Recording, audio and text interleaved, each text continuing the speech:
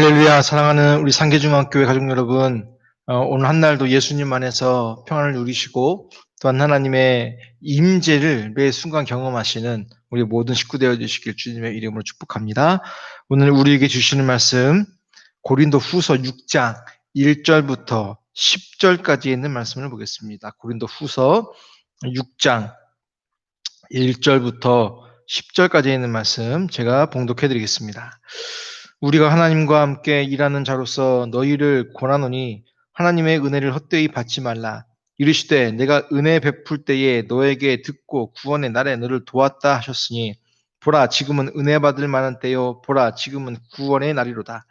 우리가 이 직분이 비방을 받지 않게 하려고 무엇이든지 아무에게도 꺼리끼지 않게 하고 오직 모든 일에 하나님의 일꾼으로 자천하여 많이 견디는 것과 환난과 궁핍과 고난과 매맞음과 갇힘과 난동과 수고로움과 자지 못함과 먹지 못함 가운데서도 깨끗함과 지식과 오래 참음과 자비와 성령의 감화와 거짓이 없는 사랑과 진리의 말씀과 하나님의 능력으로 의의 무기를 좌우해 가지고 영광과 욕됨으로 그러했으며 악한 이름과 아름다운 이름으로 그러했느니라. 우리는 속이는 자 같으나 참되고 무명한 자 같으나 유명한 자요 죽은 자 같으나 보라 우리가 살아있고 징계를 받은 자 같으나 죽임을 당하지 아니하고 근심하는 자 같으나 항상 기뻐하고 가난한 자 같으나 많은 사람을 부유하게 하고 아무것도 없는 자 같으나 모든 것을 가진 자로다. 아멘.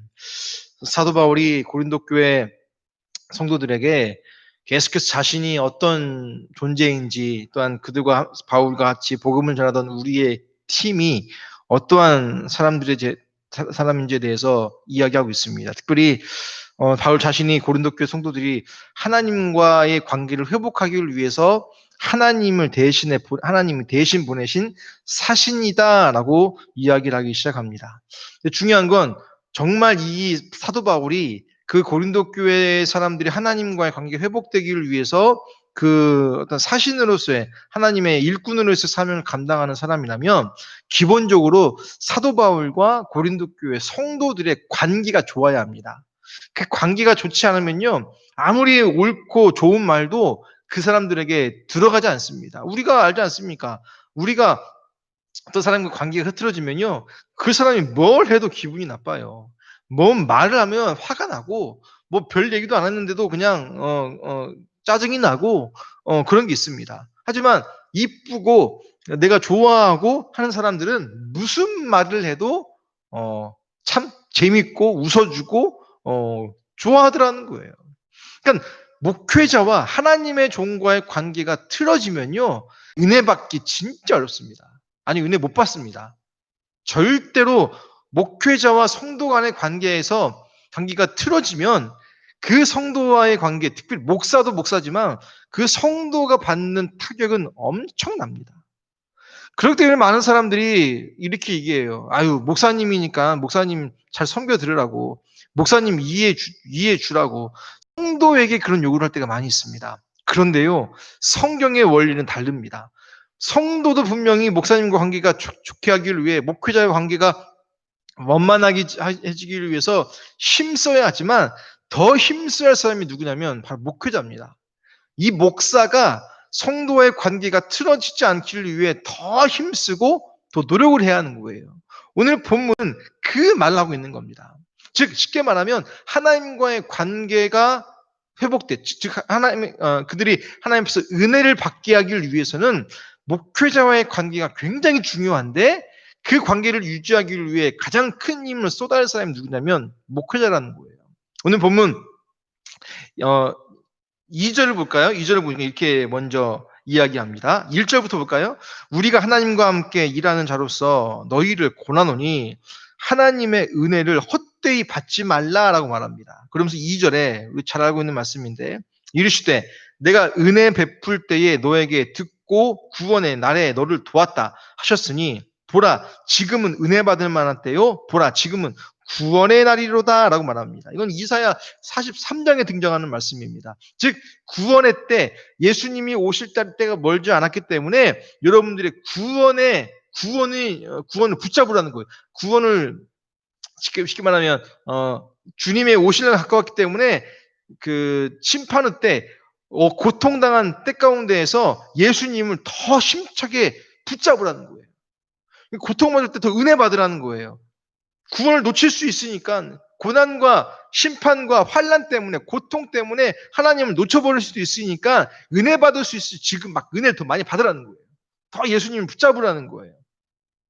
그런데 그때에 어떤 말씀을 이어서 하냐면 3절을 보니까 이런 말씀을 하십니다. 즉 임박한 시험, 믿음이 흔들릴 수도 있는 어떤 상황 가운데에 지옥이 아니라 천국으로 갈 수 있게 하기 위해서 동분서주하는 사도 바울의 모습이 3절부터 기록됩니다. 그러니까 힘들 때 그 성도들이 혹이라도 지옥 갈까, 상처받을까, 혹이라도 예수님 떠날까 라고 하는 조급한 마음으로 막 여러 가지 동분서주를 하고 있다는 거예요. 3절을 보니까 이렇게 말합니다.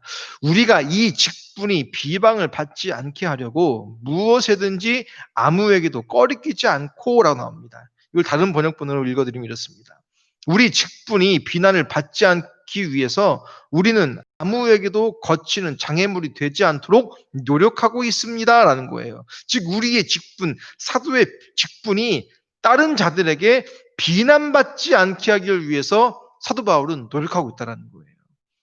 하나님을 전하는 자가 비난을 받는다는 것은 그가 전하는 복음의 신뢰를 잃어버릴 수 있다는 거예요. 그러니까 바울은 내 사도로서의 직분이 비난받지 않기를 위해서 그 아무에게도 거치는 장애물이 없게 하기를 위해서 몸부림치고 있다는 거예요. 목사가 복음을 전하는 자로서 야 요즘 어느 교회 목사, 상계중앙교회 목사 참 그 사람 이상하더라 라는 얘기 한 번만 들리면 우리 교회 이미지뿐만 아니라 제가 말하는 모든 설교나 모든 말에는 신뢰를 잃어버립니다. 즉 복음의 길이 막힌다라는 거예요. 전도의 길이 막힌다는 거예요. 그러니까 목사가 말 한마디, 행동 하나, 눈빛 하나, 그것 하나하나 상처 주지 않기를 위해서 몸부림친다라는 거예요. 여러분들 목회자가 쉬운 게 아니에요. 여러분들 목회자 우리 가정 가운데에도 자녀들이 목회하는 분들 몇 분 계시지 않습니까? 여러분들 이게 그냥 목사 아이고 설교하느라고 힘들겠네. 아이고 예배인들아 힘들겠네. 여러분들 그것도 쉬운 일은 아니지만 더 힘든 일이 뭐냐면 바울이 걱정하는 그 걱정인 거예요. 혹여라도 목사의 직분이 비방받지는 않을까? 남들에게 질타의 손가락질 당하지 않을까라고 걱정하면서 조심하는 삶이 목사의 삶인 거예요. 근데 이 시대가 참 안타깝죠. 예, 목회자 하면 약간 그 예전 같지 않습니다. 예, 예전 같지 않아요. 예. 그럼 4절을 보니까 이렇게 또 말씀하십니다. 오직 모든 일에 하나님의 일꾼으로 자천하여 많이 견디는 것과 환난과 궁핍과 고난과 라고 나옵니다. 다른 번역본 이래요. 오히려 우리는 모든 일에 하나님의 진실한 일꾼임을 보이려고 많은 고난과 어려움과 괴로움을 견딘다라는 거예요. 즉 사도 바울은 그 사도의 직분이 비난받을까봐 어떻게 하냐면 진실된 일꾼임 하나님의 종으로서 내 고집과 내 생각을 전하는 것이 아니라 하나님의 것들을 전하는 자로서 많은 고통과 어려움과 괴로움을 견딘다는 거예요. 바보라 해서 몰라서 가만히 있는 게 아닙니다. 성격이 온유하기 때문에 잠잠한 게 아니라 그리스도의 전도의 길이 막힐까봐 사도 직분을 비난받을까봐 그가 여러 고통과 어려움과 괴로움을 견디더라는 거예요. 5절을 보니까 이렇게 나와요. 4절 후반부부터 환난과 궁핍과 고난과 매맞음과 갇힘과 난동과 수고로움과 자지 못함과 먹지 못함 가운데서도 깨끗함과 지식과 오래 참음과 자비함과 성령의 감화와 거짓이 없는 사랑과 즉 쉽게 말하면 모든 환난과 어려움, 심지어 매맞고 갇히고 난동과 수고스러움과 자지 못하고 먹지 못하고 계속 말씀드리지만은 고린도후서 11장에 사도 바울이 겪었던 모든 어려움들, 환난들, 억울한 심판들, 어려운 고문들 그 가운데에서도 그것을 인내하고 참더라는 거예요. 견딘다라는 거예요. 참 바보 같지 않습니까? 어떻게 보면. 아니, 아니면 아니라고 얘기할 수도 있지 않습니까? 나 억울하다고 말할 수 있는 건 아니겠습니까? 그런데 사도 바울은 그랬다가 사도의 직분이 비난받을까봐, 하나님의 복음을 전하는 길이 막힐까봐 그것을 말하지 않고 견디는 거예요. 그러면서 6절 후반부에부터 7절부터 7절 진리의 말씀과 하나님의 능력으로 의의 무기를 좌우에 가지고 영광과 욕됨으로 그러했으며 악한 이름과 아름다운 이름으로 그러했느니라. 우리는 속이는 자 같으나 참되고 라고 나옵니다. 즉 그렇게 어려운 일이 있다 하더라도 그것들을 참고 그 사랑으로 그것을 그 말씀으로 인내하면서 그것들을 품어주고 참고 했던 사도 바울의 모습을 자기가 얘기하고 있는 거예요. 근데 중요한 건 이렇게 참고 인내하고 손해보고 하면 아이고 그려 정말 나는 이제 손해만 보고 있네. 난 정말 억울하네. 라고 그거 막 쌓아놓고 살아야 하지 않습니까? 근데요 예수 믿는 사람들은 그게 억울한 게 아니라는 거예요. 하나님이 그걸 다 기억하시고 그걸 갚아주신다는 거예요. 오늘 보면 9절과 10절 보니까 이렇게 말씀하십니다. 무명한 자 같으나 유명한 자요 죽은 자 같으나 보라 우리가 살아있고 징계를 받는 자 같으나 죽임을 당하지 아니하고 근심하는 자 같으나 항상 기뻐하고 가난한 자 같으나 많은 사람을 부유하게 하고 아무것도 없는 자 같으나 모든 것을 가진 자로다라고 말합니다. 즉 다른 번역본 좀 길지만 읽어드리겠습니다. 알려지지 않은 것 같지만 모든 사람에게 알려졌습니다. 우리가 다 죽어가는 사람 같지만 이렇게 살아있으며 매를 많이 맞았으나 죽지 않았습니다. 우리는 슬퍼하는 사람 같지만 항상 기뻐하고 가난한 사람 같지만 많은 사람을 부유하게 하며 아무것도 없는 사람 같지만 모든 것을 소유한 사람들입니다라는 거예요. 세상 사람들이 볼 때는 모든 걸 잃어버리고 자존심이고 물건이고 건강이고 뭐 사람들이고 모든 걸 잃어버린 것 같아서 바보 같은 인생처럼 보일 수 있겠지만 아니요. 반대로 모든 것을 소유한 사람이 그런 사도 바울과 같은 사람이라는 거예요. 여러분 우리의 삶이 이래야 한다는 건 우리가 말씀을 통해 참 많이 들었습니다. 여러분들 우리 삶의 잘못된 인생 때문에 내가 실수해서 우리 교회가 잘못을 해서 다른 믿지 않은 자들에게 복음의 전도의 문이 막힌다면 그것만큼 비극적인 일이 어디 있겠습니까? 세상 사람들이 우리를 오해하고 우리를 비난할지라도 우리가 그들에게 목사님이 왜 그래? 목사의 권위가 떨어지고 교회의 권위가 떨어지고 심지어는 하나님에 대한 하나님의 이름이 땅에 떨어진 이 시대와 같은 이 시대 이건 아니지 않습니까? 사도 바울처럼 하나님의 영광이 땅에 떨어질까봐 또한 심지어는 자기가 복음을 전하는데 그 복음이 가로막힐까봐 고난과 고통을 참는 거예요.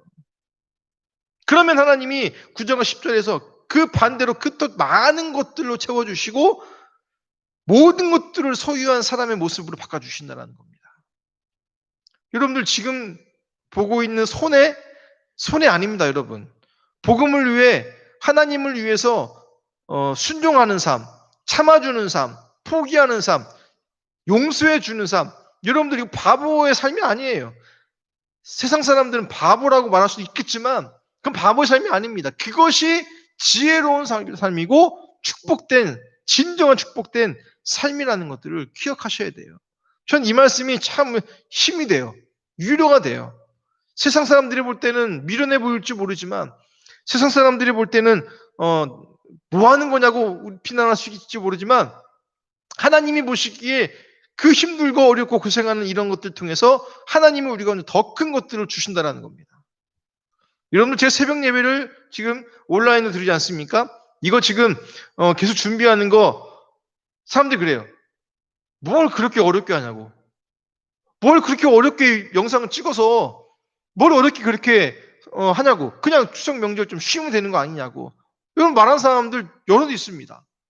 하지만 한 분이라도 이 영상을 보시는 분이 있다면 하나님의 말씀을 듣고 이 말씀의 위로를 받고 하나님의 은혜를 받으시는 분이 있다면 해야 하는 건 아닙니까? 그게 목사가 해야 할 일 아니겠습니까? 성도가 한 명이라도 은혜를 받는 일이라면 그 말씀을 위해서 몸부림쳐야 하는 거고, 한 분이라도 상처를 받을 것 같으면 내가 그 삶에서 스톱해야 하는 거 아니겠습니까? 사도 바울은 그걸 말하는 거예요. 힘들고 어렵고 낙심되고 생명의 위협을 받고 바보라고 손가락질 받을지라도 참고 인내하는 이유는 다 하나예요. 그리스도의 복음이 전파되기를 위해서. 한 명이라도 복음 듣고 예수 믿고 행복한 자가 있게 하기를 위해서 그는 참고 인내하고 묵묵히 사명 감당하는 길로 걸어가더라는 겁니다. 사랑하는 상계중학교회 가족 여러분, 저와 여러분들의 삶이 이랬으면 좋겠습니다. 우리 교회 성도들 때문에 이 지역 사람들이 구원받는 자가 많았으면 좋겠어요. 우리 교회 때문에 이 지역이 복음화가 됐으면 좋겠어요. 그러기를 위해서 우리가 그들에게 걸림돌이 되면 안 됩니다. 야, 저 사람 교회 다니는 사람인데 저렇게 행동한데, 야, 저 사람 이런 직분이 있는데 저렇게 행동한데, 그런 손가락질 받는 것이 아니라, 아, 정말 저 사람 때문에 내가 예수를 믿어봐야겠구나 라고 하는 고백들이 넘쳐나야 한다는 거예요. 여러분, 하나님이 우리 교회 가운데 말씀하시는 거예요. 저와 여러분들의 삶이 거룩해져야 돼요. 저와 여러분들의 삶이 사도 바울처럼 사명 감당하기를 위해서 포기할 건 포기해야 돼요. 그렇지 않으면 하나님의 사명 감당할 수 없다는 거예요. 어려운 시대지만 하나님이 오늘 말씀을 통해서 소망을 주십니다. 여러분들 전도 안 된다고요? 여기에 젊은 사람 없다고요? 그렇게 핑계댈 것이 아니라 우리의 삶이 거룩해지고 변화되어진다면 사도 바울과 같이 복음 전파에 목숨을 걸고 힘을 내고 우리가 한마음 한뜻으로 나아간다면 하나님이 우리 가운데 이 세상의 모든 것을 소유한 사람들과 같이 큰 축복과 은혜를 주실 줄 믿습니다. 부탁드리겠습니다, 여러분들. 하나님이 우리 교회 가운데 계속 말씀하십니다. 우리의 삶이 변해야 합니다. 우리의 생각이 변해야 하고 우리의 삶이 착한 행실로 가득하고 거룩한 삶으로 변화되어지면 우리 교회는 변화될 수 있습니다. 한 사람 한 사람 더디지만 우리 교회가 변화되어지는 그것을 소망하시면서 오늘 한 날도 승리하시고 위로받으시는 복된 한 날 되어주시길 예수님의 이름으로 축복합니다.